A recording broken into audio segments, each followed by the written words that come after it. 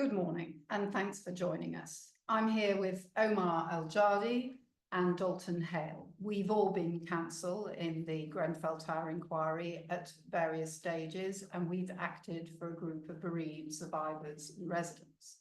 This session is being recorded, and attendees will be sent a link in the afternoon by which you can access the recording. There will at the end, provided we don't ramble on too much, be a little time for Q&A, and we will, if you submit your questions through the Q&A box at the bottom of your screen, we'll try and answer as many as we can. You'll have seen our 5 topics for discussion. We're going to kick off with causation. We're going to look at the weaknesses in the testing regime and the building regulations, and then we'll look at the role of product manufacturers and the refurbishment and the failures within that refurbishment and who's responsible for them. And finally, we'll look at the inquiry's recommendations and chat about what the implications of those are for the future. So kicking off with causation, obviously a public inquiry can consider really whatever topics are submitted to it properly. However, this inquiry does seem to have focused very much on causation of events during the night of the fire. So the focus is almost exclusively, with the exception of the modules such as aftermath, it's almost exclusively on what led to the development of the fire on the night. And they only very rarely consider post-fire events. The report kicks off by majoring on the government responsibility, and there's probably 2 obvious reasons for that. One is it is the starting point, it's the origin of where things went wrong. And the inquiry that Sir Martin did say in his oral address that the seeds of the disaster essentially lay in ADB. So we all can see where the land lies, and the fire is said to be the culmination of government and other bodies such as BRE's failures over the decades to address the risks of combustible insulation and cladding being included in the external wall. And this is said to have happened since Knowsley Heights in 1991. The government and BRE failures are undoubtedly very serious and are essentially failures to appreciate that small-scale tests such as Class 0 were inadequate, and to heed warnings which clearly, as the inquiry documents in a very detailed way, were given over many years concerning the use of polymeric insulation together with ACM PE cladding. It's also right to note these failures to an extent are deliberate insofar as government policy was a deregulatory one from 2011 onwards. So that's clearly the backdrop, quite serious government failures. It's also right to note the inquiry is careful to say there's no single cause, but equally the inquiry finds that it hasn't attempted to apportion blame, but with some exceptions. Now, Dalton, you and I were kicking around how wide that group of exceptions goes. I mean, you've got government failure, you've got dishonest manufacturers, you've got the incompetence, which is pretty much everybody else, everyone who did the refurb. How wide do we think this exception clause is really covering? I mean, to my mind, it's very much open to interpretation, but the way the report is written, they're very careful where there are instances where particular entities can be singled out for criticism for particular things, that they make that clear. And so there are some that appear to be singled out and criticised more harshly than others, and you can tell that from the language that's used. And so a few examples that come to mind, as you say, the dishonests category, which is essentially Arconic, the manufacturers of the ACM cladding panels, and the 2 manufacturers of the combustible insulations, so Celotex and Kingspan. But then you have the whole host of people, as you say, involved in the refurbishment itself. And there are some particular entities that are singled out potentially for more criticism than others. And I would say you're talking about Harley, who's the facade specialist, and also Studio E, in particular as the lead architect. Axola get quite a degree of criticism as well, just because they were the ones who were supposed to have the most knowledge about this sort of thing. Yeah, no, that's absolutely right. I suppose your point is, Dalton, that if we're talking about blame for selecting the ACMP, that doesn't fall at Axola's door. but it falls very heavily at the door of Studio E because they sort of chose it, although only really because Harley said they'd used it before on some other projects. Absolutely. So that's how they get significant blame.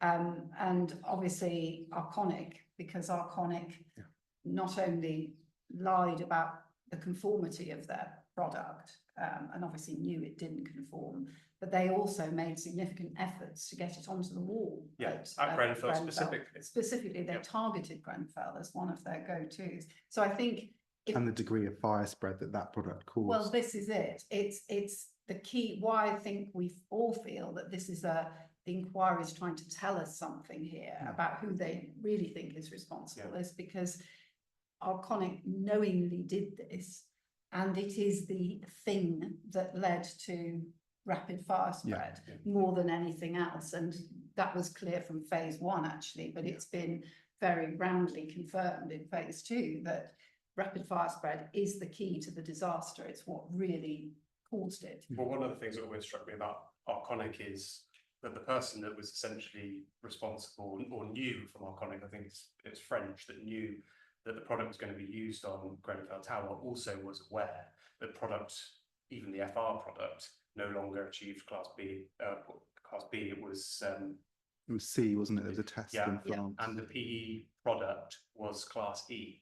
And that was, supposed to be knowledge that was disseminated, but wasn't.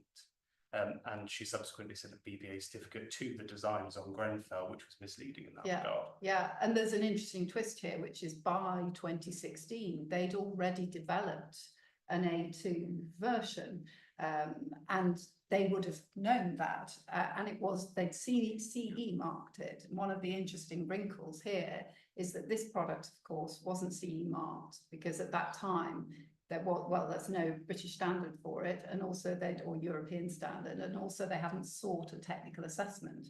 And one may think that was deliberate, given the product was so poor, and they knew it. Yeah, okay. I mean, coming back to sort of distinction between Harley and Studio E. I mean, one interpretation might be that Harley is singled out, for for harsher criticism or more clearly causative, because it had a more deliberate role in essentially pushing the product onto Grenfell Tower. It had a pre-existing relationship with Arconic.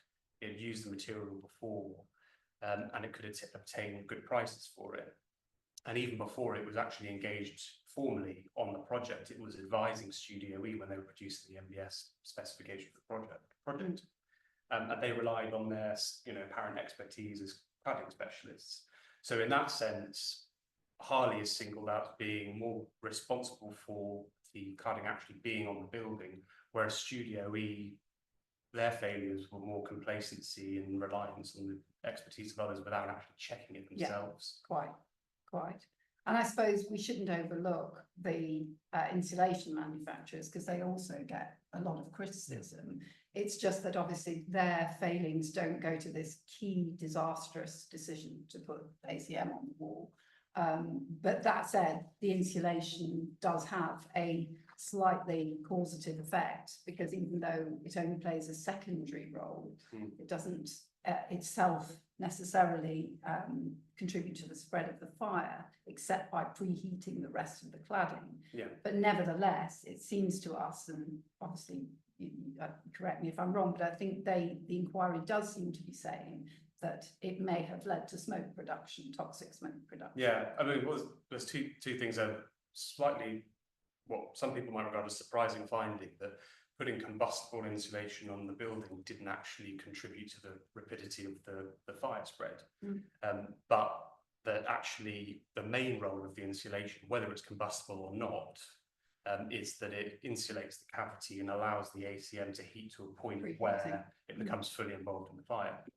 And so in that sense, the fact that the insulation was combustible was not necessarily causative of the fire spread. But to your point, the inquiry did find that the insulation was one of the contributors to smoke production.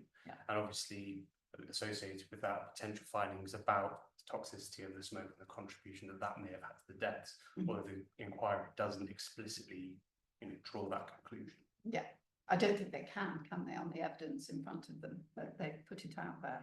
I mean, stepping back, it looks as if they're saying government failings underlie all this and cause some of the subsequent events that happened. Slightly odd in that context that the product that caused the most rapid fire spread was the one that was least well regulated by ADB, whereas the insulation, there's a clear provision for limited combustibility, and yet that was the one that didn't cause quite as much, or didn't have quite the same cause to contribution, and it's slightly perverse result, but well, that I think is, you find yourself grappling with that the whole time. Is clearly we all knew, or industry knew, and the academics knew, that insulation was something you didn't want to be combustible.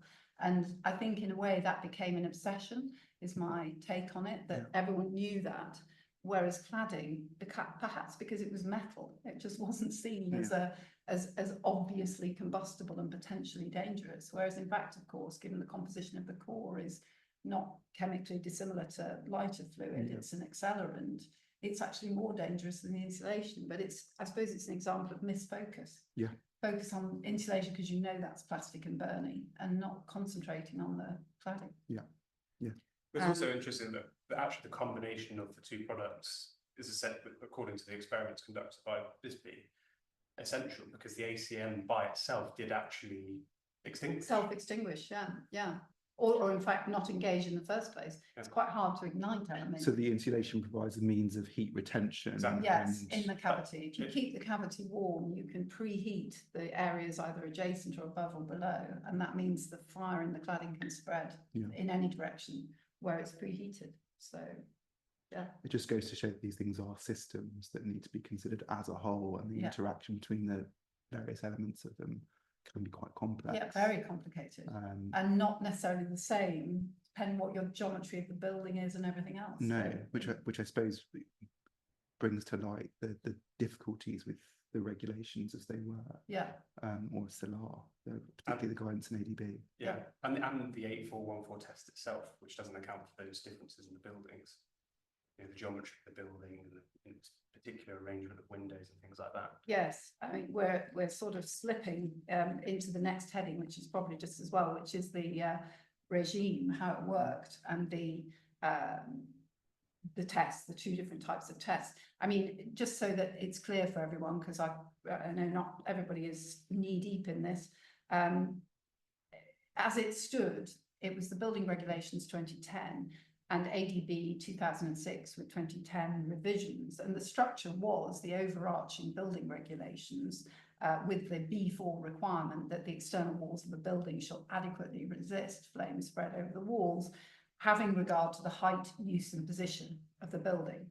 ADB then postulated two non-mandatory routes to compliance, and that was the so-called linear route, which is the limited combustibility insulation and class 0, and the alternative was the large-scale BS 8414 test, which is applied under the performance criteria of something called BR 135. The linear route, I think there's nothing much to say except that class 0 derives from two tests under BS 476 part 6 and 7. 6 is heat propagation, 7 is flame spread. Or alternatively, it could be class B3 D0 under the European standards. Important to note that the national system doesn't actually have an overarching classification method. It's simply diverse definitions within the tests or within ADB. The European classes are slightly better because they do have an overarching classification. But if you follow the test route, the BS 8414 under BR 135, then there's two different types. One is cladding to masonry walls, one is cladding to steel frames. And the important points to note is this is a system test, so it is not a generic application when you get your test result. It only applies to the system that you actually tested. And it doesn't validate an individual product. It's for use over 18 meters. It's simply a test. Importantly, there's no pass-fail. So all you can do is fail, essentially. And therefore, the test, as the inquiry finds, is really only suitable for eliminating products as unsuitable for use over 18 metres. You don't get a certificate, you just get a test report saying that. In terms of, how useful are the BR135 criteria? The answer is not very, because the thermocouples which measure the heat are 2 floors above the fire floor, one set of them is. The effect of that is that if you can still pass the test and have a serious fire which has breached compartmentation in a very, very serious way. So what the BS 8414 test does is tell you that your system's okay, even though it's allowed a serious breach of compartmentation, and it's therefore completely incompatible with the stable policy. So there's an obvious flaw right there in the original method, that certainly the testing method does not get you a safe system in any way, shape or form. Obviously, since then, post the fire, there have been amendments to introduce some prescription whereby effectively anything under A2 is banned in terms of parts of the external walls. I think we probably should touch on desktops as well, because that was a route brought in by the note that BCA and 18. That's right. And they introduced the notion that you could produce a desktop by comparing a BS 8414 test result against what you proposed to do. Clearly, I mean, that was never an official route to compliance under ADB in the building regs. What you could have done under ADB in the building regs is done a fire safety engineered route, and in that case you could have done a proper desktop, but that assumes you would have used a competent fire engineer to have done that. Which is something that the inquiry touches upon, that there's nothing inherently wrong with a desktop study, but it does rely upon the competence of the people that are undertaking them and the quality of the data that goes into them. And as for the quality of the data, I mean, Omar, you raised an interesting point earlier about the fact that the desktop studies, the concept of a desktop study assumes that 8414 is a reliable source of data. Which it isn't. Which it isn't. And in a sense, Grenfell was a step back further even from that, in that it wasn't a desktop study of any kind. It was manufacturers who tested a setup using, I mean, I'm thinking particularly the Celotex and the Kingspan story. Testing a setup that wasn't representative of a particular building, and then or indeed any building. Or yes, exactly. Well, and then especially in the case of the Kingspan test, which was I can't remember the magnesium oxide. Well, that was the Celotex. That's Celotex. No, Kingspan was the Marley Eternit 12mm. So their 2005 test was 2005 cementitious board. Cementitious board. Sorry, we're telling you a bad podcast now. When it was a CP board. It never had been used on the external face of the building, which was one of the key criticisms of that test, which was used for an incredibly long time as the basis of Kingspan saying, well, look, we passed this test, so therefore you can use the insulation product on buildings over 18 metres. And the inquiry essentially says that they created a market in this field where you have an insulation that's not limited combustibility, but nonetheless can be used on a high-rise building, which is a market the inquiry says actually didn't exist. And then you have Celotex following suit with this magnesium oxide board that they used to pass the test without telling anybody that it was there, which is the main critical failing there, because as Stephanie said, it's a system test, which means if you are going to replicate it on your building, you have to replicate it exactly. It's impossible to do that if you don't know that there's secret layers of magnesium oxide board on the test. Which is used to line furnaces ordinarily. So it's So it's not just the inadequacy of the BS 8414 test, it's the susceptibility to misuse, and then use in misleading advertising as well, or misleading information about products. Yes, well, I mean, Kingspan were the masters of that, because they did, and so did Celotex. They both suggested that their product had been validated for use and overlooked to mention, except in very small print, that it's a system test. I mean, Celotex was better in that they did include caveats in their brochures, but then the other problem, and this goes to incompetence across the board, that quite often they weren't read.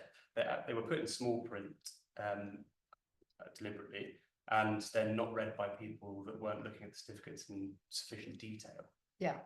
Yeah, and I mean, we should mention the inquiry does put store on the fact that people, even if they hadn't read the regs, they had this vague awareness that Class 0 was safe for use on high-rise buildings in the external wall.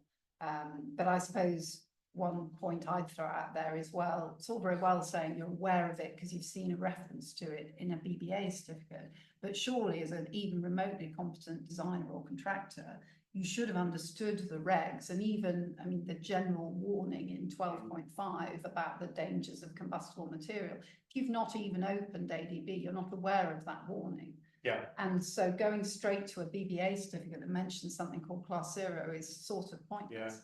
Yeah. I mean, that's an interesting finding in respect to Studio E, actually, because the inquiry does suggest that the lead architect was misled by the first page of the BBA certificate, the Renabond, but also finds that he was ignorant of clauses 12.5 to 12.9 of ADB. Yeah.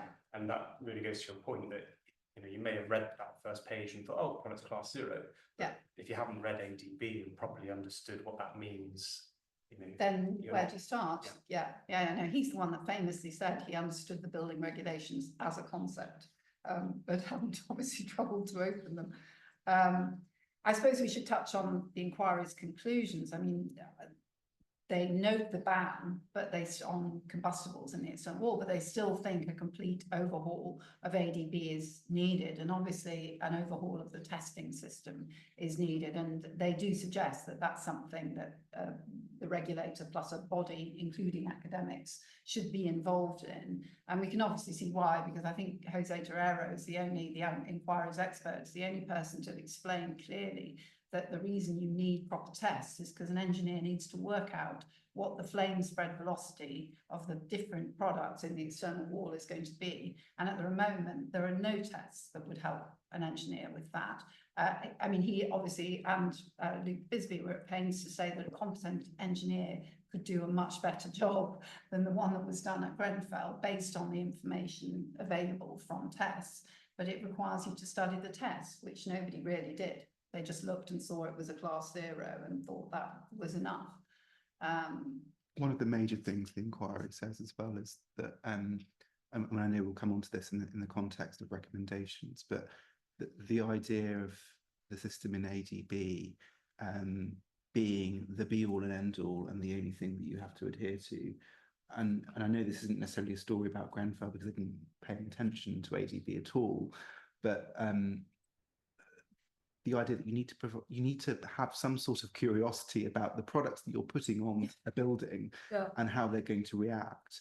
And it's all very well saying that that's hindsight, but it's difficult to see how it is in circumstances where there are clear warnings in ADB. And if you took the tenor of the guidance as meaning putting combustible materials on a building that high, or potentially even any building, is going to cause some very real risks to its occupants, you would do more than just say Class 0 tick. Yeah, of course. Well, I think you've hit the nail on the head. Curiosity is the key to one's ability to learn anything, to understand anything. And as Deborah French rather famously said in the inquiry, something along the lines of, yes, it was a fundamental lack of curiosity about Renabond and what it was.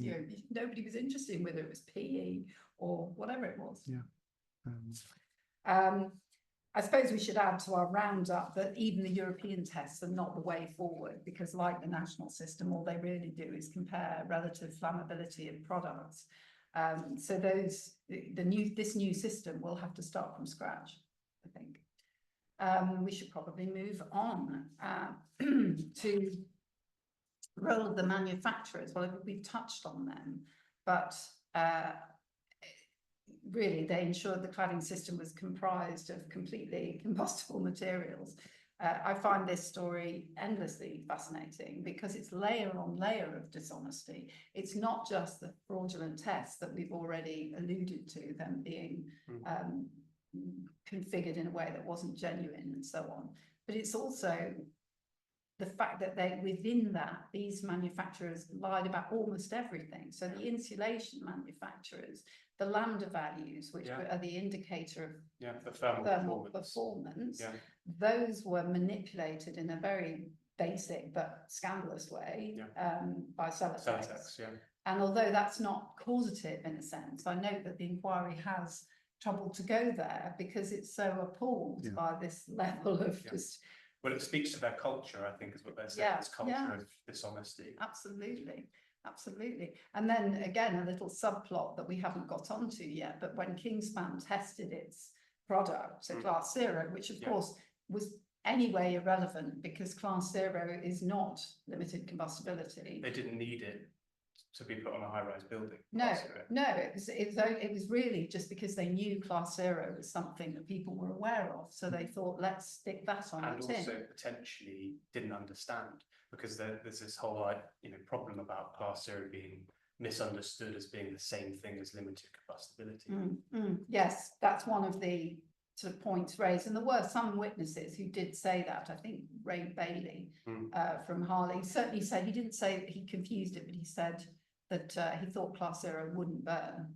So I suppose that's and certainly even someone like the LABC were confused by Kingspan to the extent that they thought it was included a statement in the LABC certificate of K15 that said this is a material of limited combustibility. Staggering, which is incredible. Really but you were going on to say well about the way that Class 0 was actually achieved by Kingspan. They tested the foil facer only, which of course led to Richard Millett's famous comment, because one has to remind oneself BS 476 is a product test that envisages that one puts the whole product, edges and all, into the test rig, but no, they tested just the facer. Well, they attached the facer to a non-combustible That's substance. right, it's even worse. It didn't remotely resemble the final product. No. Yes, it had the surface material of the product, which allowed them then to say, well, the surface of the product, or the surface of the material has achieved Class 0, which is right, but the product hadn't as a whole. No. And obviously, it was Richard Millett's line, to the effect of, well, so you're telling me you could strap the foil facer of the insulation to a stick of dynamite and call it Class 0? Yeah. Obviously not. And this is, we remind ourselves, the facer, I forget how, it's 85 microns or something. It's thinner than your turkey roast kitchen foil. I mean, it's just ridiculous. But nonetheless, and this is one of the, it goes to the concept that sometimes the testing reveals things that are counterintuitive. But actually the presence of the foil facer on the insulation did delay, in the experiments that were carried out, the time to ignition. Yeah, it does. And which essentially put it on a par with the mineral wool insulation, although it still was faster than the mineral wool insulation. At least the finding we were talking about earlier, that actually whether it's combustible or not in terms of rapidity of fire spread, it wasn't material. Yes, I suppose the other thing we've touched on it, but the actual products in any event were often chemically not the same, and that you see that over a long period with Celotex, because I think it's because they had two different production lines, didn't they? Hitchin and Henniker, and one used polyols and one didn't, and nobody thought to pick that up. We're talking about the recipes in the same product. In the same product over the course of time. And Kingspan was that wonderful schedule where I think we saw they modified, after about 2007, even they admit that their product stopped being, the product that was tested in 2005 stopped being made. And so after that, it had varying levels of flame retardant, everything. It was a different product. They changed the formulation of the product, and it could no longer achieve Class 0. They knew that because they were consistently trying to test to achieve Class 0 over a number of years and weren't able to achieve it. But also, obviously, the only test they had for that prolonged period for the 8414 was the 2005 test, which is also based on the old formulation of K15. But they just went out to the market using the Class 0 tests that they already had and using the 8414 tests that they already had to market a completely different formulation of the product without obviously disclosing that. It's very shocking, really. Arconic, I suppose we should touch on, because we haven't touched on exactly how different their product was. The big thing's the form there, isn't it, as well? The form that it took, Mm. whether it was in cassette or riveted form, was Yeah, a really well, yeah, that was a critical thing. I mean, the first thing is they didn't actually have a class 0 test for the RB55. They only held a class B for the riveted product. And to your point, the riveted flat panel behaves in a very different way in fire to the cassette, which performed infinitely worse. And even the B test was one which Mr. Vela described as wasn't really reflective of the riveted system in general. So in other words, they knew even then that even the riveted system wasn't really a B. And I think their CEO, Mr. Schmidt, admitted that in evidence that Mr. Vela had clearly known that it didn't really justify even a B. He said the test was arranged to pass. So again, the inquiry could never exactly see how that was. They didn't know what the manipulation of the test was. But clearly, the cassette test in 2005 was a very bad fail. It had to be stopped after 850 seconds. And even if Arconic had suspected that was an odd result back in 2005, the inquiry finds by 2011, they absolutely knew that was represented a truly terrible fire performance. In technical terms, that's because of the exposed edges, isn't it, of the polyethylene? And the way it drips into the tray, which can then become it can effectively be like a hearth for a fire. So it's yes, that's partly why. And I think we should mention as well, because we haven't really touched on this yet, how you've mentioned LABC in the context of the insulation. In the context of the cladding panel, there was really a major hoodwinking of BBA by Arconic, because they knew all this, but none of this featured in any conversation with BBA. Now, BBA is clearly at fault because they didn't check the tests they were given. And if they had one job, it was to check that they'd received tests that reflected the performance of both the rivet and the cassette, and they were very ineffectual in that. So that's a big part of the story as well. Yeah, a big part of it facilitated, that misrepresentation in the market. And I think it's a combination of incompetence and also the conflict of commercial interests there. We'll come on to recommendations towards the end, but there are recommendations directed at resolving that issue. Yeah, and rightly so, because clearly it's right to note, for the purposes of product, if you're suing for a defective product, under the old regulations, product regulations, you couldn't have accused BBA of being a marketer, because they're not a supplier and they're not a marketer. That's why it's so dangerous what they were doing, because they're an apparently independent body. So you couldn't sue them effectively for misrepresentation because they don't fall under the old product regulations.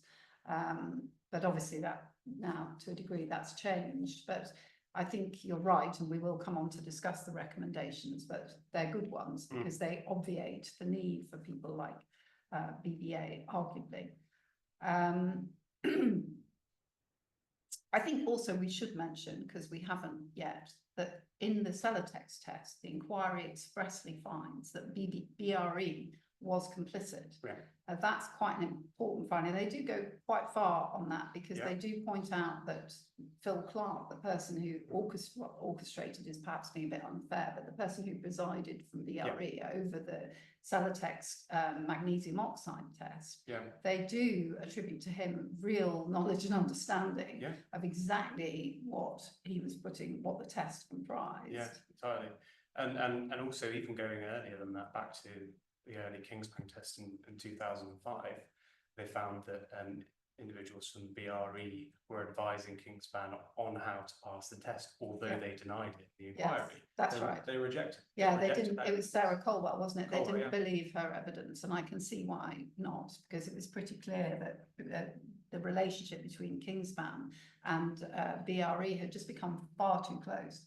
Over nearly a decade, they were basically advisors as much as anything else. And then that sort of, I suppose, that culture, or that that became a normal way to treat clients within the testing house. And by the time you get to Celotex, you're trying to produce a copycat product and get the same certifications. It's completely normal, and you've got Phil Clark from BRE again. advising Celotex after they failed their first test, how they might pass the second one. No, not great. And I suppose if we're rounding up products, we should say Siderise's product was found to be undesirable in that they were selling a cavity barrier, which was, I think, wider than the aperture in which And it the had been marketing wasn't tested. great, Marketing but not great, dishonest. but not actively dishonest. So they sort of they don't get charged with that. Doors, master doors were also not. I mean, there was some evidence around doors in terms of the testing, which sort of exhibited similar patterns in the industry, where it's supposed to be a system test. You're supposed to test the doors with the exact handles and other door furniture, and then that door will have a particular certification, whereas then marketing products used would suggest that the certifications achieved in those tests applied more broadly than they did. So it just goes to the fact that although we're focusing specifically on cladding products, insulation products, because they're most causative in the fire, actually some of these problems are internal compartmentation. And just seemingly more widespread in the industry generally. Well, moving on, as we should, to the refurbishment and the responsibility for the failures of the refurbishment. I know that the inquiry reminded itself that safety depends on design, choice of materials, and a sound construction method. And each of those depends on the skill and knowledge of the construction industry. And of course, they found all those four things on which safety depends were sorely lacking at Grenfell, which we know. They found that nobody involved in the refurbishment was competent in their professional role, which is quite a shocking finding when one knows how many people were actually involved. But they also come to a list of those most at fault. Now, I know we all agree with that list because it's also our list of people most at fault, but essentially the architect Studio E, the fire engineer, Exova, design and build contractor Ryden, and obviously the cladding supplier and designer Harley, and then also RBKC building control and also TMO. They say TMO must also share a blame. So I sort of feel their Taylor and Charlie a little bit. There is a distinction being made there in terms of levels of responsibility. In terms of the building project. I think that must be right. But I mean, do we have any, we've talked a little bit about the responsibility of Studio E and how they're responsible for the cladding. They never understood fire safety and never addressed it. Exova obviously were the fire engineer and had, on one view, a pretty primary responsibility to ensure that a fire safety strategy had been drawn up, which did reflect the condition of the external wall, and reminding ourselves that the purpose of a fire safety strategy is to show how the various fire safety systems in a building work together and work to comply with building regulations. And of course, this one had the throwaway line in it that it would need to be revised once the external wall had been. All they produced was an outline fire safety strategy. And they were never called back to carry out a full fire safety strategy for the building. And they never asked to do that, never inquired as to whether they needed to do that at all. So there's fault on multiple sides for that. But remember the evidence, the Exova evidence was pretty cavalier in terms of in terms of what their role was. If they weren't asked to do anything, then that was it, and they considered their work was done on it, even though the report they produced clearly envisaged further work once the design had been provided to them. But you have to say as well that fault also lies with people instructing them. And you need to make sure that your fire engineer is involved and advises you properly on what you're proposing to install, and you provide them with proper details of what you're proposing to install. No, that's absolutely right. And the inquiry notes that Exova was poorly briefed and also delayed in receiving information by effectively Studio E. The inquiry is very careful to say, I think rightly, that in no way exonerates Exova. but it is a lesson in perhaps project planning, Yeah. which the industry could usefully learn from, I think, because there is this wrinkle which happened at Grenfell, which is that once, as so often happens, the consultant is novated to the D&B contractor. It's then within the gift of the D&B contractor whether he keeps that person on. Yeah. And of course, in this case, there was confusion, wasn't there? Well, Bryden's view, I think, was, well, we don't necessarily need a fire engineer. And of course, a fire engineer equals money. Yeah. So if you decide to proceed with Exover, then it's going to cost you. And I think there was a little bit of frivolous conversation about that in emails about, well, let's just...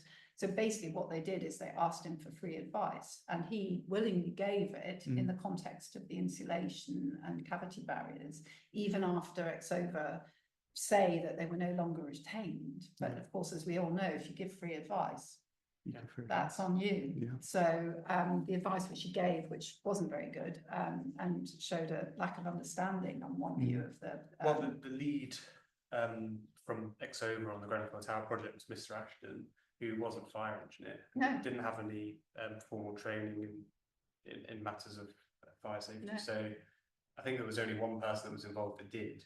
Kate Barker. Barker. But she was a peer reviewer though, so... Yeah, I mean, the inquiry found that her contribution to the work was negligible. Yeah.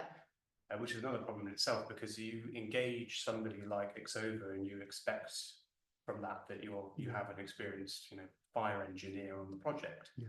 Actually, it's important to look at exactly who is giving you the advice, because another finding of the inquiry was that there was a false sense of security just by virtue of having Exover involved, however minimal that involvement actually was in fact. Yeah, but that's often the way, isn't it? If you have a professional like that seemingly involved on the project, it does create a...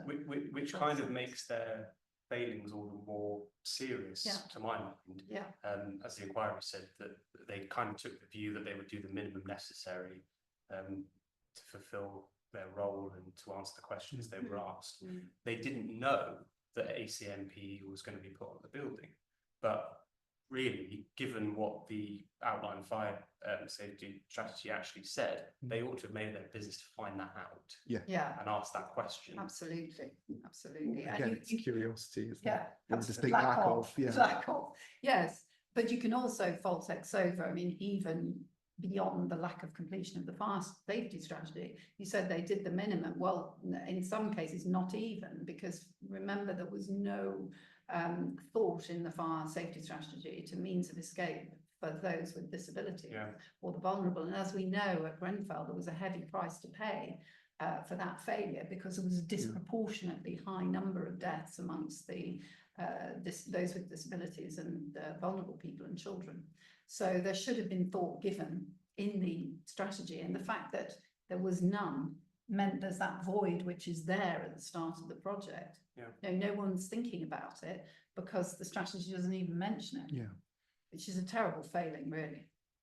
I mean, I think they're not necessarily pointed out as one of the fundamental failings, but to my mind, that they are a serious weak point in the whole system, which is why the recommendations that have been made, that first of all, you have a fire safety strategy that is necessary for the building control application, gateways 2 and 3, and that has to be carried out by a registered fire engineer. And what they mean by that is it's a reference to their other recommendation that the profession of a fire engineer is now formally recognised and properly regulated. So you end up in a position where you have a proper fire engineer actually turning their mind specifically to the products used on the building in the context of the building and the whole overall strategy, and that's mandatory according to the recommendations of the inquiry, which I think is one of the most powerful recommendations. Agree. I mean, on the point of the building control, it beggars belief that this wasn't spotted. Well, I was about to ask you. I mean, and raised as a complete absence of any real fire strategy for the building. I mean, it just speaks to the incompetence of the RBKC building controllers. Yes, I'm afraid so. It was just utterly absent. Yeah. like an old folks home that we operated.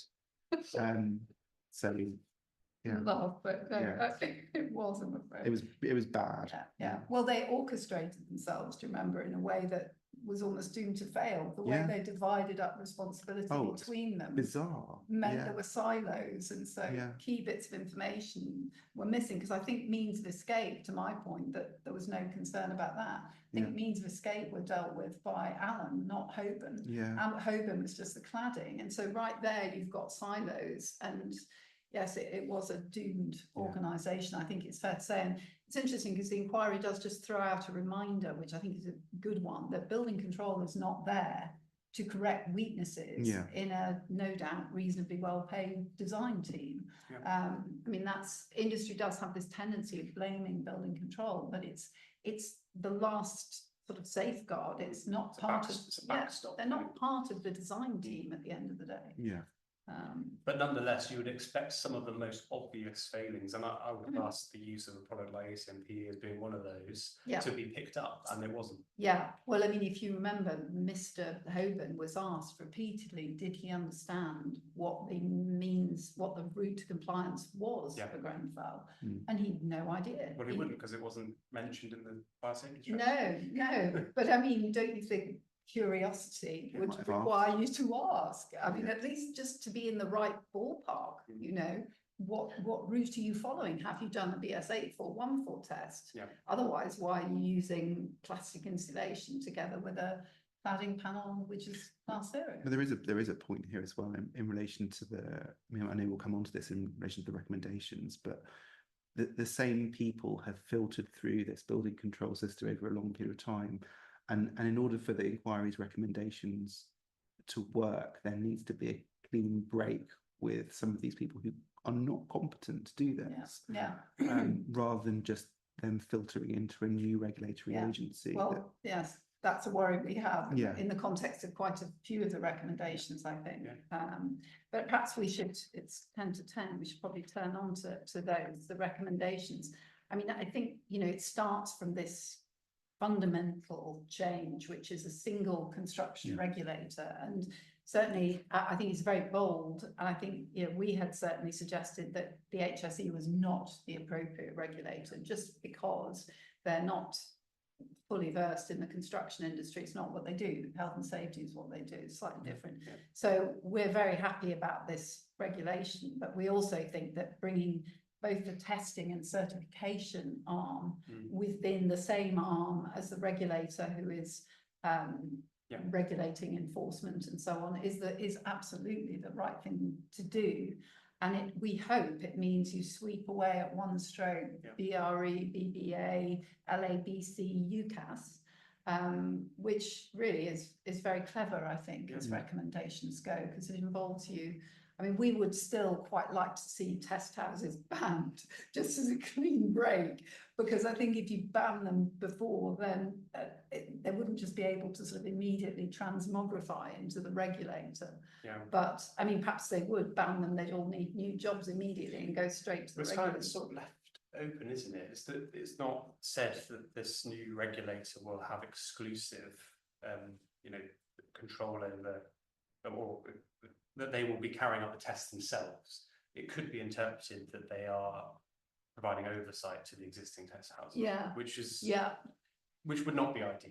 We don't think so. No, we don't. It would be better if they actually carried out those tests in-house themselves, so that you avoid the exact kind of problems that you had with BRE testing houses, where you have a conflict between, you know, being independent and independently testing those products and the commercial interests, when, you know, you're being paid to carry out those tests and you want repeat business from people like Kingspan Celotex. That problem will still exist if the regulator isn't doing the tests themselves. Yeah, and of course, as we see with HSE right now, they're really overstretched, and they are having to go to private consultants to effectively delegate.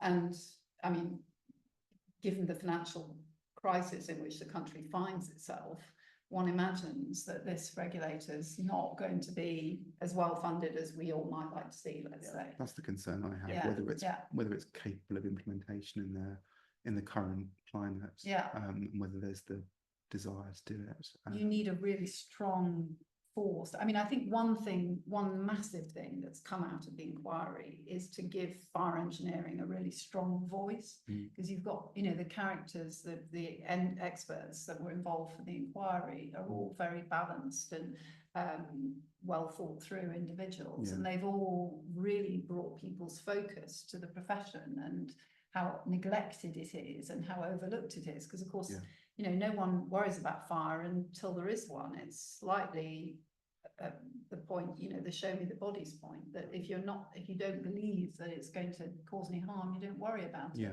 But fire is one of those low chance of happening but high consequence events when it does. So but the other issue will be getting the right people to come and operate this regulator. Absolutely. And there are really great fire engineers out there, clearly, who would be able to do this, but it's whether this government department would be comprised of those people or the people that have let the system down in the past, which remains to be seen. And I mean, in the book of tall orders, being the regulator's got to be an extremely tall with such a wide remit as well. Yeah. Well, that's the terrifying bit. I mean, clearly it's going to have multiple departments without siloing. I mean, that's the whole joy of combining the regulator with the products, is that you don't get the siloing of information. You'll have the research going on, because that's their other function, is they're meant to be a research and a library. And of course, we encouraged all this in our recommendations. We can't, you know, we're certainly not about to harp about them. I think it's a great idea, but I think, as we talked about when we're thinking about this, it's very ambitious. And it's all in the implementation. It is all in the implementation, unfortunately. But yeah, I mean, a great idea. One other thing they say is that there should be a single Minister of State. And I do think, having seen the history of Grenfell, that's got to be a good thing, because again, you won't get knowledge and tidbits of anecdotal stories about combustible insulation being used with ACMP. Those won't go missing. They'll all be in the same department, and that's got to be a good thing. Chief Construction Advisor, I mean, great idea in principle, but again, it depends who it is, and whether they see themselves as the amanuensis of government, or whether they see themselves as a hard stop, independent, tough advisor. And you know, history isn't littered with those people. So I mean, one hopes. I think it's a good idea, but I was attracted by the proposals to essentially try and deal with the regulatory capture that's happened, both in terms of approved inspectors and the testing houses and BRE. Those are sort of a similar story for both of those, in that they became much more client-facing rather than performing a role in the public interest. And I think that the reforms that are proposed, or the suggestions that reforms be considered for those, quite important as well. Well, they go further, obviously, in respect of the testing houses and certification bodies. But the interesting distinction is, when it comes to improved inspectors, they recommend this independent panel be set up to consider the question of whether it's appropriate to have people in control of building control sign off who have commercial interests to serve at the same time. Possible the difficulty they face is that it's either approved inspectors or RBKC building control. So they don't go as far as actually recommending it one way or another, just to be considered. Well, but that's got to be right, because neither at Grenfell, being that we didn't have the improved inspectors, but we've seen examples, so we know, and we had NHBC who were behaving in a very self-interested way. So, well, I mean, that was a very interesting story in itself, just because they'd allowed Kingspan effectively to get away with putting K15 on their buildings for a very long period of time. For all the reasons we've discussed, they were representing their product to the market in the way that they were. And when they discovered actually that there was a potential problem with that testing, their behaviour thereafter wasn't necessarily what you would expect in terms of being transparent with people like Brian Martin, for example. No, they didn't. You would have thought they'd want to immediately reveal this, but of course, wearing their other hat, that would expose them and all the contractors who put it on the walls to claim. Perfectly illustrates that conflict. problem. Yeah. Yeah, and of course, the reason we always found it hard to understand, I think, at the time, why NHBC wasn't pursuing its contractors or why it wasn't making it fast. But I think the answer is they get a warranty from the contractors. So it just shows commercial isn't a good thing in this context. Yeah. I suppose we should wrap it up, actually, in the famous words of whoever it was that said that, because we need to move on to Q&A. So have we got any interesting questions, or indeed any questions? We've got one about the fault of consumer white goods. Yeah. Has the consumer electronics sector got off lightly? Well, I mean, that's a fair point, that the cladding has been, and the professionals who installed it and the designers have received pretty limitless criticism, but the white goods industry hasn't had that much attention. That said, the inquiry, they may not have focused on it in this report, but in their phase 1 report, there was a very thorough analysis of exactly what had gone wrong with the cables at the back of the fridge freezer. So the weaknesses, I think, in the way that the manufacturing process occurs, it was to do with the crimping of the cables and it being inadequately done. And that's what caused the short, the fuse that then led to the whole fire. So it has had attention, but I think it's right in phase 2, which, remember, phase 1 focused on the causes, the immediate causes of the fire, but phase 2 looked at the full enormity of everything that went wrong. I think it would be a bit of a travesty if the inquiry hadn't focused, as it has, on the extent to which the combination of professionals and contractors let everybody down. I mean, let the residents down mostly, but it's an interesting window onto the industry and how a project can go so badly wrong. I think we may have been cut. I'm not sure. Is there another question? It's also right to say that they, I think in phase 1, the point was made by either Torero or Bisbee that the probability of a fire of some description in a block of flats is 1, as in it will certainly happen. And it's a question of, regardless of the cause, it's a question of how it is dealt with. Rather than anything else. So it's in a sense the cause is less significant than the effect that it has. Yeah, absolutely. Oh, yes. That's a nice tricky question. Do we anticipate potential claims against the BBA? Well, I mean, it's a free country, so somebody might take a shot, but as I alluded to earlier, I'm not sure what your cause of action would actually be, because under the product regulations as they stood at the time, you wouldn't really have a shot at them. So you'd have to be saying that what they did was make a representation, a misrepresentation. You might be able to get there in terms of they were clearly under a duty to speak because they were the certifier. But I'd say it's not something I've given great close thought to, but it strikes me as difficult. Yeah, absolutely. The manufacturers, claims being brought against the manufacturers. Yeah, I mean, phase 2. I think they already. I'm pretty sure that they already are being, and some of them, I know for a fact that at least one has already settled, which was quite a big one.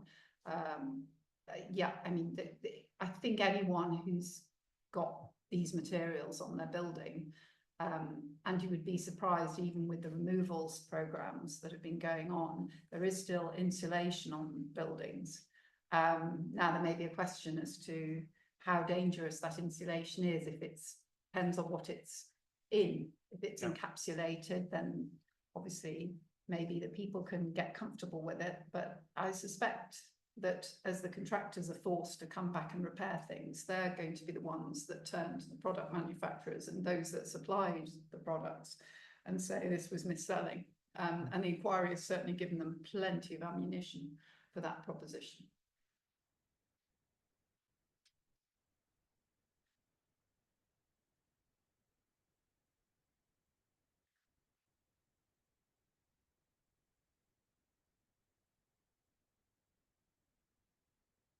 I think, unless there's any other questions, we would probably call it a day at this point. If anyone else has any, I can't use the phrase burning questions, I won't, but if there is anything else, then shout now. Someone has.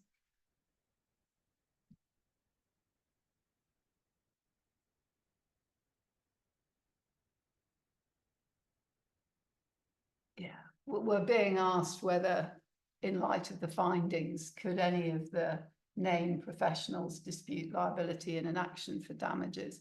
Well, it obviously there have been civil claims in relation to the tower, which my understanding is they've already settled. So I've had no involvement in that, really, so I can't comment. But in terms of, if you mean in a similar instance, so cladding which is clearly in breach of the regulations and which is clearly dangerous, I'm sure that those claims would stand a strong chance of success. But obviously I'm not giving advice to anyone who's currently running an action, but if you've allowed a system to exist which was pretty identical to that at Grenfell, and given the findings, which I read as, however poor the regulations were, that doesn't defend your professional negligence if you didn't bother to read them or you didn't think of the implications of what you're putting on the wall.